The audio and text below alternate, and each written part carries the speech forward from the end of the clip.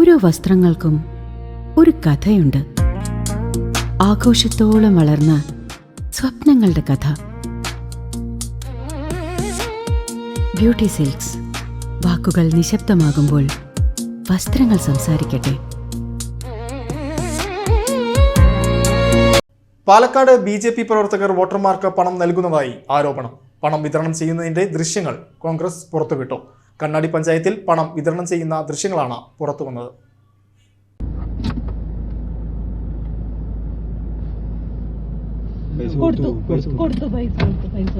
കണ്ണാടി പഞ്ചായത്തിൽ പണം വിതരണം ചെയ്യുന്ന ദൃശ്യങ്ങളാണ് പുറത്തുവന്നത്.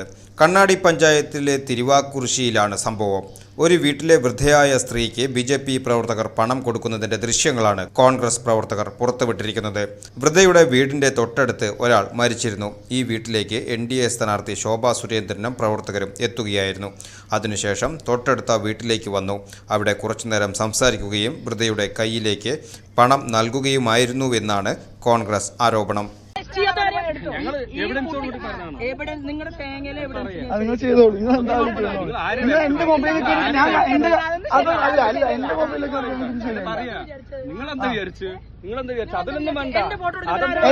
എന്റെ മൊബൈലിൽ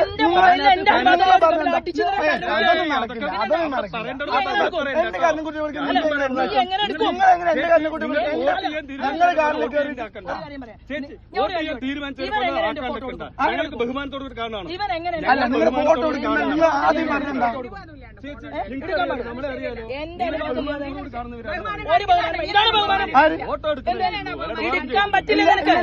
എന്നോട് അങ്ങനെയല്ല പറഞ്ഞു. നിങ്ങൾ വന്നത് എന്റെ കാറിന്റെ മൊബൈൽ തട്ടിപ്പറിക്കാൻ എന്റെ മൊബൈൽ തട്ടിപ്പറിക്കാണ് നോക്കി. മൊബൈൽ തട്ടിപ്പറിക്കാനോ നോക്കി. നിങ്ങൾക്ക് അത് ചെയ്യേണ്ട കാര്യം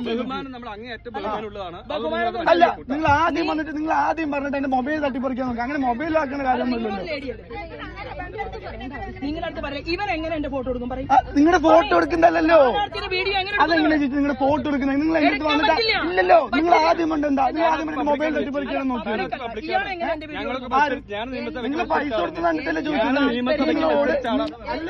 അല്ല നിങ്ങളപ്പോ അതിനോട് സംസാരിക്കും. നിങ്ങൾ ചെയ്തോളി. നിങ്ങൾ എന്താ ചെയ്തോളി. നിങ്ങൾ ചെയ്തോളി.